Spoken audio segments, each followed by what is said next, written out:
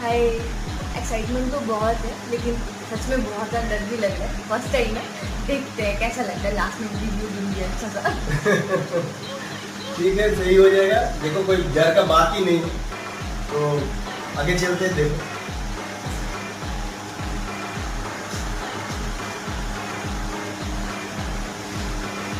इसमें थोड़ा सा प्रॉब्लम था ना,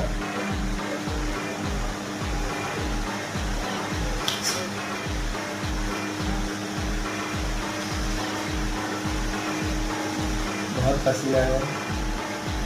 डर से और भी छोटा हो रहा है। नॉर्मल जितना होता है उससे भी ज़्यादा। Relax relax.